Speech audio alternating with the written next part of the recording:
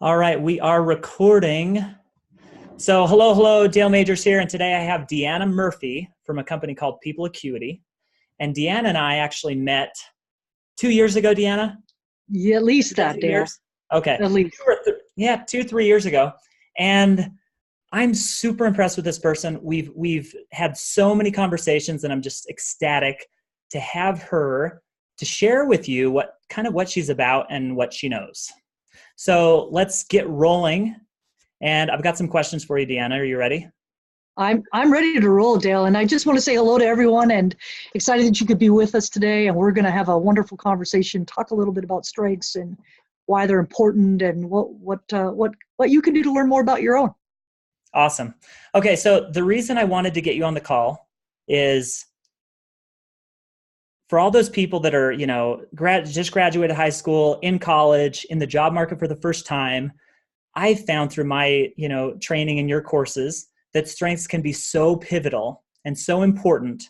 So I really want to kind of make this conversation for them. Like, if you could go back and tell your 20-year-old self something, what would it be? So that's really what we want to focus on. So if you could go back to your 20-year-old self now, what would you say?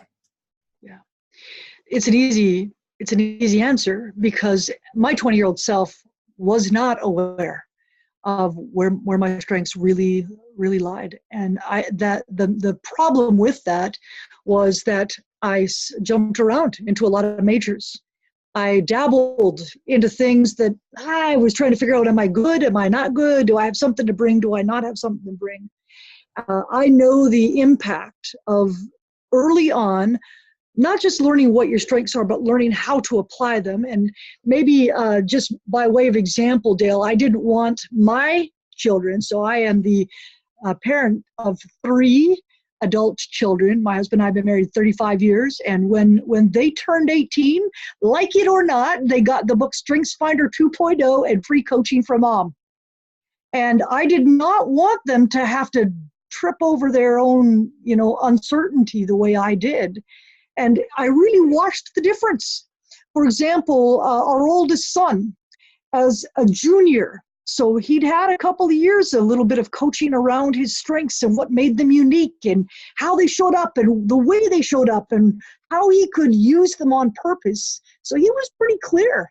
And by the time he was coming into his junior year, he knew that he wanted to do HR. He knew that his strengths positioned him well for it because we'd had that early experience. Now, let me tell you the rest of the story. There was, in the community where he was going to school, there was a credit union that had an opening for an HR assistant role. And he said, hey, Mom, I'm going to apply for this. This is exactly what I want to do in my life. Why not?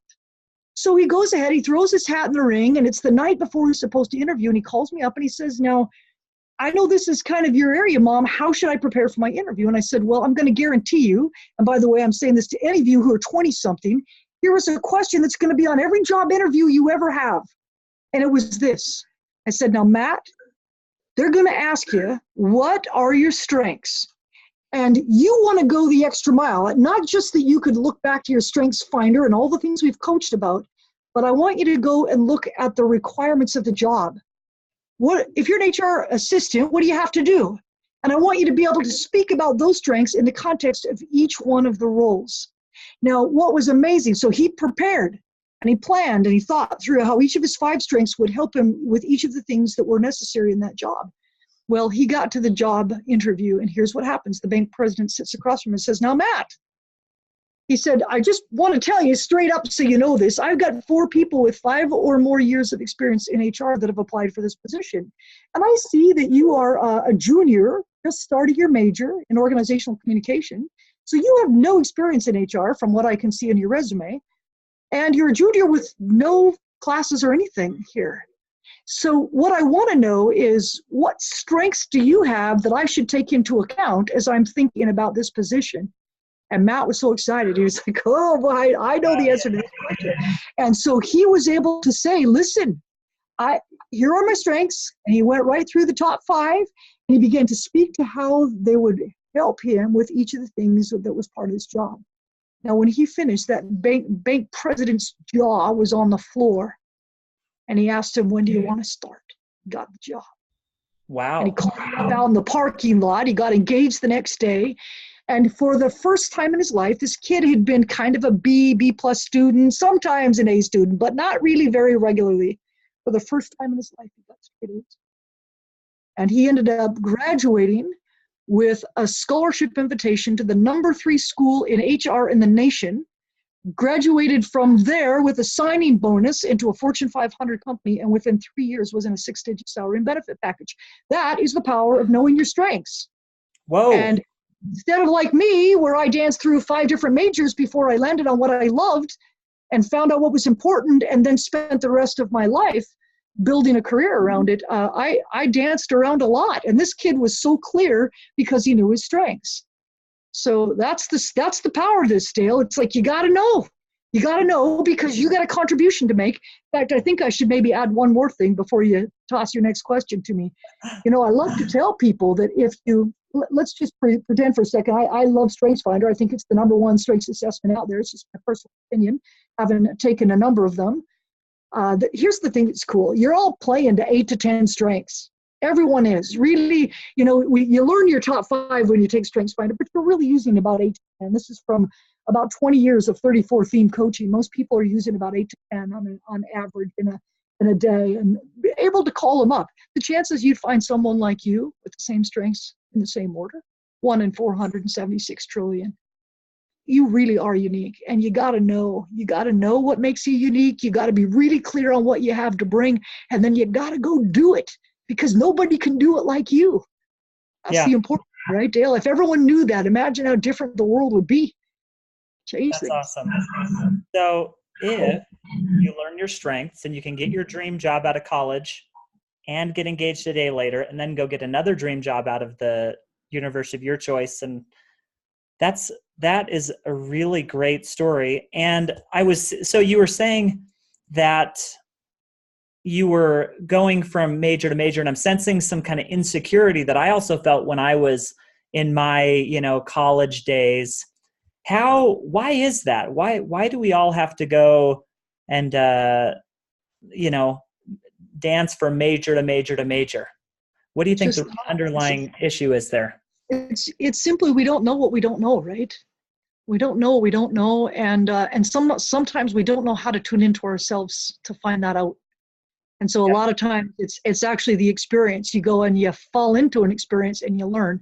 It is ironic that my favorite, all-time favorite class that I took in college was in my sophomore year, and it was a leadership class. I loved it so much, and that's what I ended up. By the time I was done, I'm an organizational psychologist, specialist in leadership development and team processing and building strong teams. And ironically, it was my most favorite class. And guess what? I was an English major, which I guess it's not all bad, because I've ended up writing a few books, and that's not a bad thing either. But it's the thing of it is that my heart was filled with passion for leadership, and I wasn't connected to it. I didn't know it. That's interesting. And I just, if I could have seen that sooner, I could have drawn a dotted line straight to organizational behavior, to organizational psychology. I added a lot of time, unnecessary time, I might add, because I had to backtrack, because I'd added so many extra credits of classes in financial planning, because I thought I was good at math. I was good at math, but I didn't want to be a financial planner. I had no passion around financial planning. I could crunch numbers till the cows come home, but it doesn't mean I love it. And so there's something about finding those things, knowing where to look. Awesome.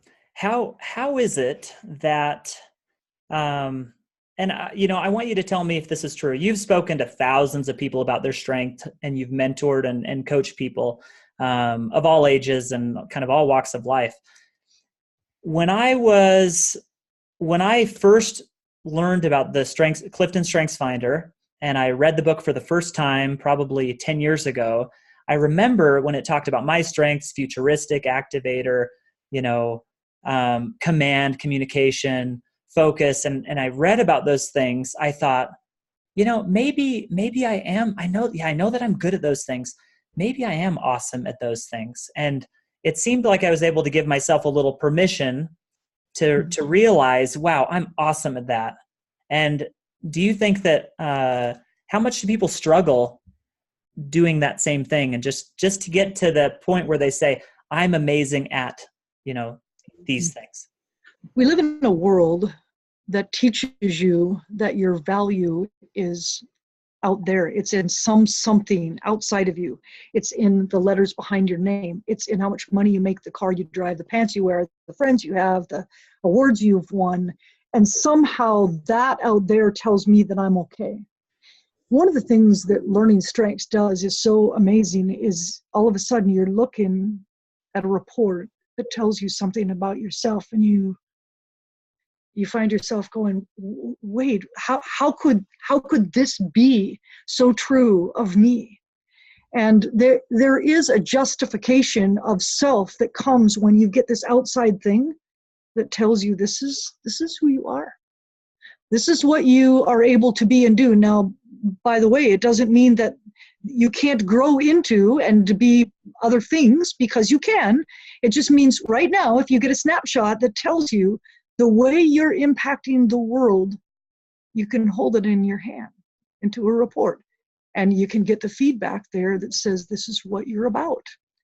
And I love that. And I also loathe, if I might add the other piece of the equation, that somehow we've given permission to the world to quantify our value in some way. How many likes do you have on Facebook? How many friends do you have? How many connections on LinkedIn? How many degrees do you have? How many A's did you get? What's your grade point average? And we abdicate our value to all these things out there, and it makes us second guess ourselves. I think it's part of what makes us uncertain and insecure, because we're looking for value in all the wrong places. And we forget that you can increase your ability to add value, but you can never be more valuable than you already are. Because remember, the chances that someone's like you, 1 in 476 trillion. Why is a diamond so expensive, valuable? Because it's rare. Mm-hmm. It's precious and rare. And every human being is a diamond in and of itself. There's nobody's cut like you, Dale. No one. Mm-hmm. And so all of a sudden, again, you got to love the piece of paper that gives you the outside invalidation, because we've been trained our whole life to look outside of ourselves for validation. And that's not where it's found. It's not out there. You can't do anything to make yourself more valuable. And even a Strengths Finder report doesn't make you more valuable. What it does is it defines for you, how can I add value? It's almost as though every one of us are born with this longing. There's a hunger. I've got something to give back. There's something I get to bring to the world. When you can't see how to do it or feel your way into it, or the opportunities don't seem to present, and you start to feel frustrated, and you start to feel worthless and like you're not important. And then you wait for people around you to create the opportunities, or for the world to change somehow so you get what you need so you can go and do it. And understanding strengths allows you to start to see and define how to intentionally make a difference. And if I could go one step further, it isn't just what you can bring, but it starts to inform, under what conditions do you flourish? Yeah. What do you do to be at your best? And then all of a sudden, I'm not having to wait for everybody to roll out the red carpet, so everything I need in life is right before my feet. Hold on. If I understand that as an achiever, I have to have a clear goal. Well, I can raise my hand and say, hey, just wonder, what's important to you here? What are you going for? So I start to have awareness of what your goal is and what you're looking for, so that I can start to line up toward that, so my achiever can be set loose. And all that energy, you start to learn what you need and how to bring it to people. Awesome. I love that idea of your values inherent. We definitely do say, well, how many likes did that post get? Or how much money am I making? What's my position at work? And I remember when I was running Bike Wagon, I had this fear in the back of my mind that some of my self-worth was tied to my position. And I wondered, I said, is it tied? If I were to lose everything, would I still feel as good about myself? And I knew the honest answer was I'd probably struggle a little bit. So since then, I've really tried to be okay with myself, independent of any of the outside factors. So how are people, how is a person that already gets clear of their own value and they know their strengths, how are they better to work with than someone that hasn't figured that out yet? That is $1 million question, right? Because the thing that's interesting about what you just brought to the table, so there are a couple of things. When you get into the workforce and you're in your first job, you don't have mom or dad around to suddenly make sure that all your needs are met, because your boss is likely not able to do that for you. Most managers are going to struggle a little bit, and there's something powerful about knowing what your strengths are, because you can create work conditions for yourself that brings you high work joy. Now, if you have high work joy is highly correlated with strengths. You're 6 times more likely to have it if you're using your strengths. And if you have high work joy, you know what's also true? You're not blaming people. You're less toxic. You feel more connected to the people around you. You feel a sense of belonging. You're more proactive about solving your problems. You're more likely to go home cheerful and feeling fulfilled. And by the way, then you bring those things to your family as well. Now you tell me, if you're a boss, Dale, you ran Bike Wagon, just imagine that you got a guy who understands who he is, what he can bring, and how he can create joy for himself at work every day, which, by the way, is contagious. Or you got the guy over here who doesn't know and is waiting for somebody to meet all of his needs and make him happy at work. Which guy do you want on your team? Yeah, the first guy, because those people that can never really figure themselves out, they don't bring everyone else up. Yep, that's exactly right. So the thing that's interesting, I believe, if I were to give a bottom line answer to your question, it's something like this. When you know your strengths, you know how to lead yourself. If you really understand them, now I'm not just talking about taking the assessment and going to get a piece of paper. There are a lot of people who've taken the Gallup Strengths Finder and it sits up on our shelf. Yeah, I did that 6 months ago, and it's on a paper somewhere. Well, that's not what we're talking about. That's not what Dale's question's about, by the way, if you're listening to that, because there's so much more. There's about understanding, how do I bring those to solve my problems? Strengths exist for 2 reasons. One, they're a tool for you. You get triggered, you get frustrated, you get hooked. Your strengths can get you out. You don't have to stay hooked. You don't have to stay mad or sad or grieving or angry or hurt or depressed, because your strengths are a toolkit to lift you. Okay, and of so course, they allow you to be more balanced and maybe react better to some of the problems that you may encounter. Absolutely. And part 2 of that, the number 2 reason I believe strengths exist, is you get to then go out and now you're going to go make a difference in other people's lives. That's the burn, the hunger that you have that brings real meaningful fulfillment when you recognize you've got something to do for the world. You got a way that you can make a difference, and it's not like what anyone else can do. And the world needs you to do it. Yeah. So knowing you can go get it. Yeah. Knowing your unique contribution. Man, I have so many more questions that I did not ask you. Dang. And we are running. I just think we got to do part 2. Do this again. We will do this again. One last question. Okay. 1 minute. Can you fully appreciate others if you don't fully appreciate yourself? Well, that's a great question. And my answer is very simply that you appreciate others to the degree that you appreciate yourself. Interest. Awesome. We see one another through the lens of our own strengths. And so when you get to a point where you can look at yourself with grace, when you make mistakes, when you can call on your strengths to pull you up and rely on your inner resources, you see people different. You know that they have resources. You don't have to tell them what to do. You don't have to fix their problems. You have to support them while they discover their unique resources to solve their own problem. You appreciate. If you don't give yourself a break, if you don't give yourself a break, you're not giving others a break either. Right on, Dale. Right on. That is so helpful and awesome. DeAnna, it's been amazing to have you here. I know that you've got to get off to your next call. We will do a round 2. Can we do a round 2? Oh, I hope we do. We need to. Okay. Well, thanks everybody. Awesome. It's a joy to be with you. So much.